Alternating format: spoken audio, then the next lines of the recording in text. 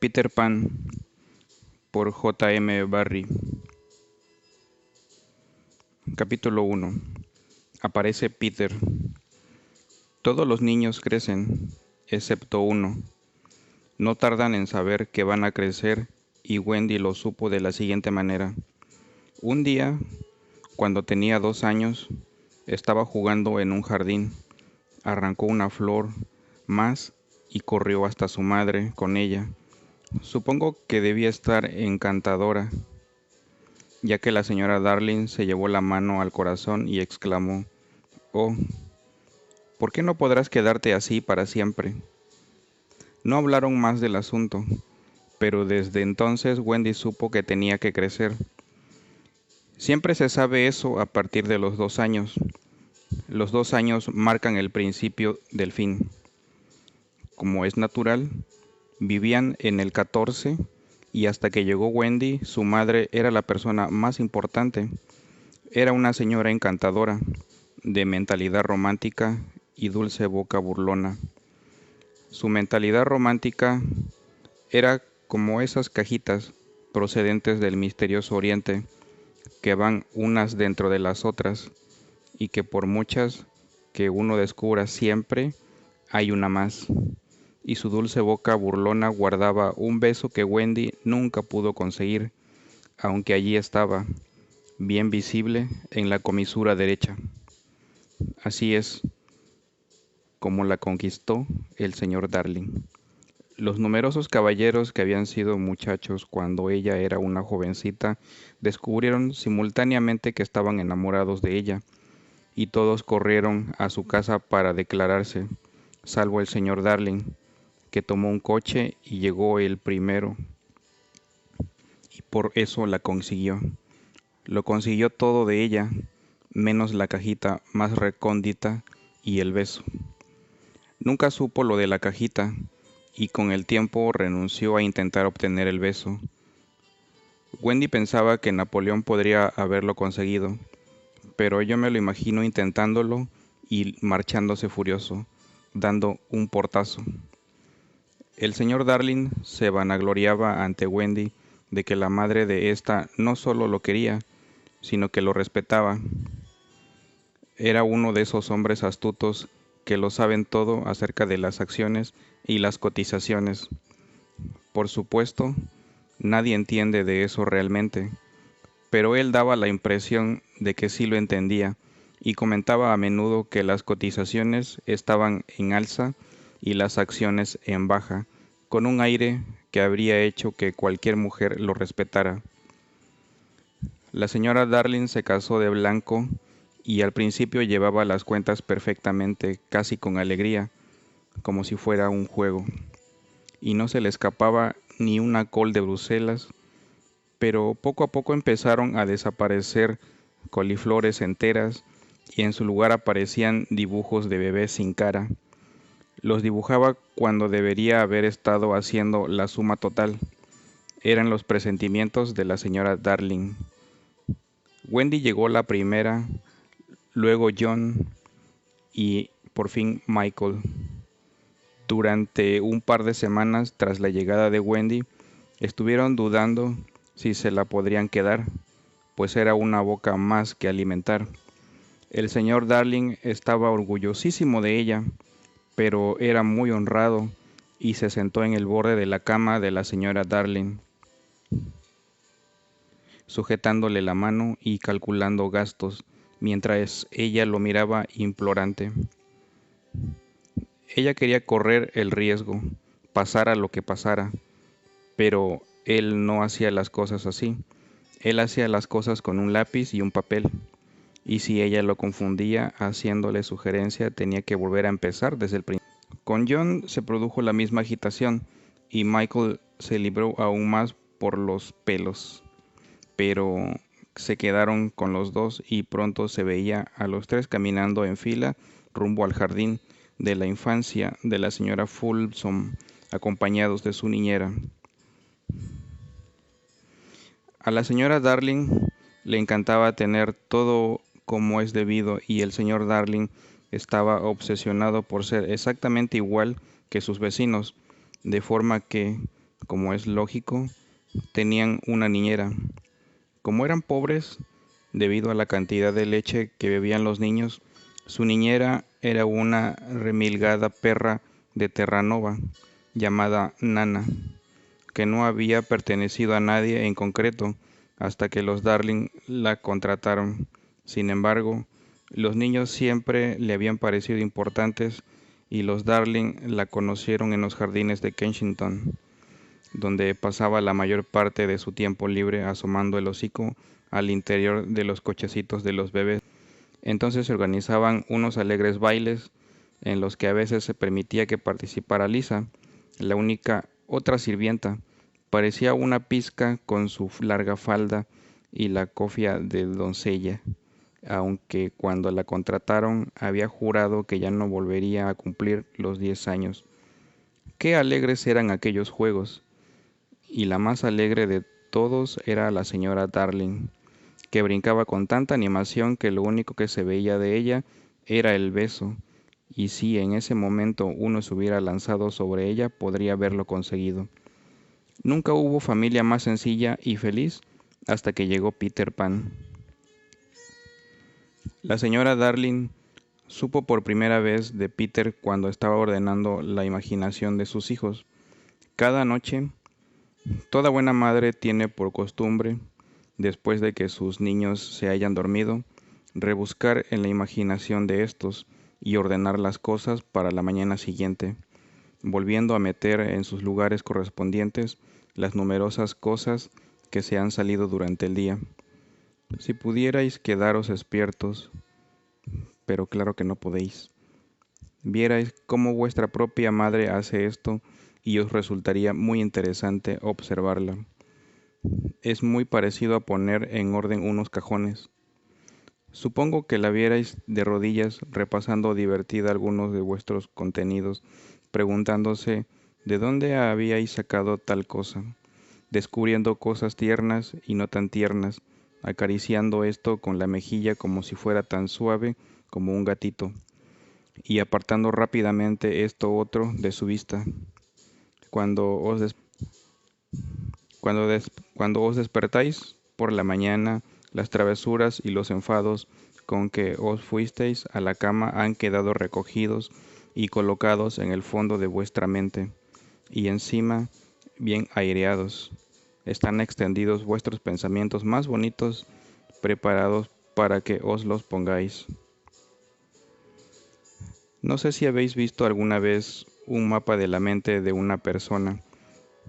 A veces los médicos trazan mapas de otras partes vuestras y vuestro propio mapa puede resultar interesantísimo, pero a ver si alguna vez los pilláis trazando el mapa de la mente de un niño, que no solo es confusa, sino que no para de dar vueltas.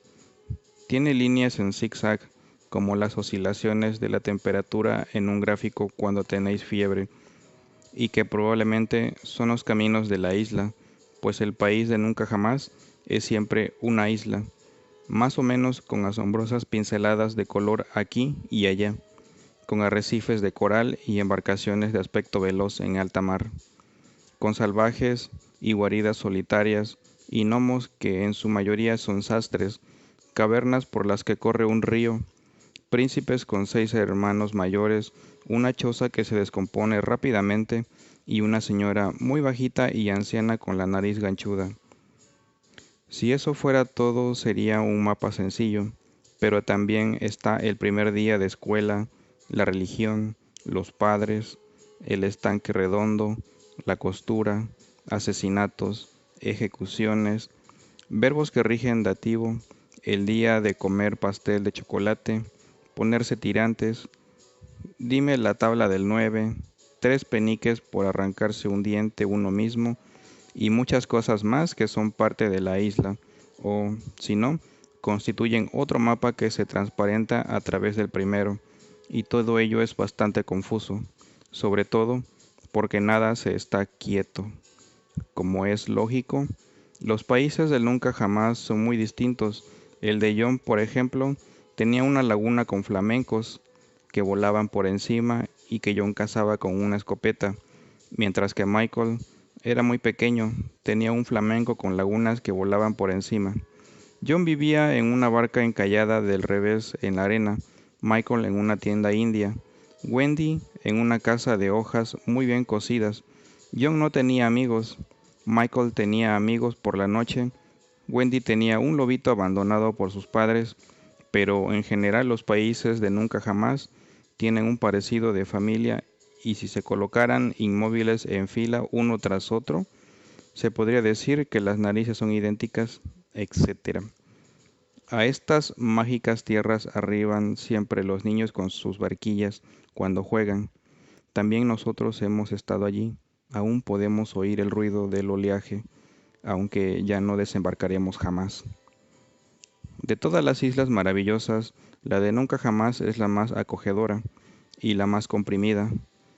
No se trata de un lugar grande y desparramado, con incómodas distancias entre una aventura y la siguiente, sino todo, sino que todo está agradablemente, sino que todo está agradablemente amontonado.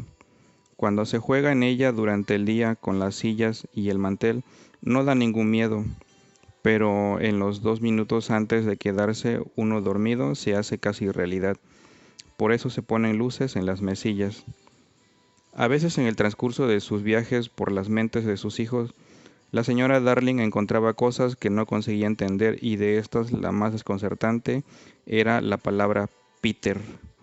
No conocía a ningún Peter y sin embargo en las mentes de John y Michael aparecía aquí y allá, mientras que la de Wendy empezaba a estar invadida por todas partes de él. El nombre destacaba en letras mayores que las de cualquier otra palabra y mientras la señora Darling lo contemplaba, le daba la impresión de que tenía un aire curiosamente descarado. Sí, es bastante descarado, admitió Wendy a regañadientes. Su madre le había estado preguntando. Pero, ¿quién es, mi vida? Es Peter Pan, mamá. ¿No lo sabes? Al principio la señora Darling no lo sabía, pero después de hacer memoria y recordar su infancia, se acordó de un tal Peter Pan que se decía que vivía con las hadas. Se contaban historias extrañas sobre él, como que cuando los niños morían, él los acompañaba parte del camino para que no tuvieran miedo. En aquel entonces ella creía en él, pero ahora que era una mujer casada y llena de sentido común, dudaba seriamente de tal persona. Además, le dijo a Wendy, ahora ya sería mayor. Oh, no, no ha crecido, le aseguró Wendy muy convencida. Es de mi tamaño. Quería decir que era de su tamaño tanto como de cuerpo como de mente. No sabía cómo lo sabía, simplemente lo sabía. La señora Darling pidió consejo al señor Darling, pero éste sonrió sin darle importancia. Fíjate en lo que te digo, dijo. Es una tontería que Nana les ha metido en la cabeza. Es justo el tipo de cosas que se le ocurriría a un perro. Olvídate de ello, y ya verás cómo se pasa. Pero no se pasaba, y no tardó el molesto niño en darle un buen susto a la señora Darling. Los niños corren las aventuras más raras sin inmutarse. Por ejemplo, puede que se acuerden de comentar una semana después de que haya ocurrido la cosa, que cuando estuvieron en el bosque se encontraron con su difunto padre y jugaron con él. De esta forma tan despreocupada fue como una mañana Wendy reveló un hecho inquietante. Aparecieron unas cuantas hojas de árbol en el suelo del cuarto de los niños, hojas que ciertamente no habían estado allí cuando los niños se fueron a la cama y la señora Darling se estaba preguntando de dónde habrían salido cuando Wendy dijo con una sonrisa indulgente, seguro que ha sido ese Peter otra vez. ¿Qué quieres decir, Wendy? Está muy mal que no barra, dijo Wendy, suspirando. Era una niña muy pulcra. Explicó con mucha claridad que le parecía que a veces Peter se metía en el cuarto de los niños por la noche, y se sentaba a los pies de su cama y tocaba la flauta para ella. Por desgracia, nunca se despertaba, así que no sabía cómo lo sabía, simplemente lo sabía. Pero qué bobadas dices, preciosa. Nadie puede entrar en la casa sin llamar. Creo que entra por la ventana, dijo ella. Pero mi amor, hay 3 pisos de altura. ¿No estaban las hojas al pie de la ventana, mamá? Era cierto, las hojas habían aparecido muy cerca de la ventana. La señora Darling no sabía qué pensar, pues a Wendy todo aquello le parecía tan normal que no se podía desechar diciendo que lo había soñado. Hija mía, exclamó la madre, ¿por qué no me has contado esto antes? ¿Se me olvidó? Dijo Wendy sin darle importancia. Tenía prisa por desayunar. Bueno, seguro que lo había soñado, pero por otra parte, allí estaban las hojas. La señora Darling las examinó atentamente. Eran hojas secas, pero estaba segura de que no eran de ningún árbol propio de Inglaterra. Gateó por el suelo, escudriñándolo a la luz de una vela en busca de huellas de algún pie extraño. Metió el atizador por la chimenea y golpeó las paredes. Dejó caer una cinta métrica desde la ventana hasta la acera, y era una caída en picada de 30 pies, sin ni siquiera un canalón al que agarrarse para trepar. Desde luego, Wendy lo había soñado. Pero Wendy no lo había soñado, según se demostró a la noche siguiente, la noche en que se puede decir que empezaron las extrañas y extraordinarias aventuras de estos niños. La noche de la que hablamos, todos los niños se encontraban una vez más acostados. Dada la casualidad de que era la tarde libre de Nana y la señora Darling los bañó y cantó para ellos hasta que uno por uno le fueron soltando la mano y se deslizaron en el país de los sueños. Tenían todos un aire tan seguro y apacible que se sonrió por sus temores y se sentó tranquilamente a coser junto al fuego. Era una prenda para Michael, que en el día de su cumpleaños iba a empezar a usar camisas. Sin embargo, el fuego daba calor y el cuarto de los niños estaba apenas iluminado por 3 lamparillas de coche, y al poco rato la labor quedó en el regazo de la señora Darling. Sin embargo, el fuego daba calor y el cuarto de los niños estaban apenas iluminado por 3 lamparillas de noche, y al poco rato la labor quedó en el regazo de la señora Darling. Luego ésta empezó a dar encabezadas con gran delicadeza. Estaba dormida. Miradlos a los 4, Wendy y Michael allí, John aquí y la señora Darling junto al fuego. Debería haber habido una 4ª lamparilla. Mientras dormía tuvo un sueño. Soñó que el país de nunca jamás estaba demasiado cerca y que un extraño chiquillo había conseguido salir de él. No le daba miedo, pues tenía la impresión de haberlo visto ya en las caras de muchas mujeres que no tienen hijos. Quizás también se encuentre en las caras de algunas madres, pero en su sueño había rasgado el velo que oscurece el país de nunca jamás y vio que Wendy, John y Michael atisbaban por el hueco. El sueño de por sí no habría tenido importancia alguna, pero mientras soñaba, la ventana del cuarto de los niños se abrió de golpe y un chiquillo se posó en el suelo. Iba acompañado de una curiosa luz, no más grande que un puño, que revoloteaba por la habitación como un ser vivo, y creo que debió ser esta luz lo que despertó a la señora Darling. Se sobresaltó soltando un grito y vio al chiquillo, y de alguna manera supo al instante que se trataba de Peter Pan. Si vosotros o Wendy o yo hubiéramos estado allí, nos habríamos dado cuenta de que se parecía mucho al beso de la señora Darling. Era un niño encantador, vestido con hojas secas y los jugos que segregaban los árboles. Pero la cosa más deliciosa que tenía era que conservaba todos sus dientes de leche. Cuando se dio cuenta de que era una adulta, rechinó las pequeñas perlas mostrándolas.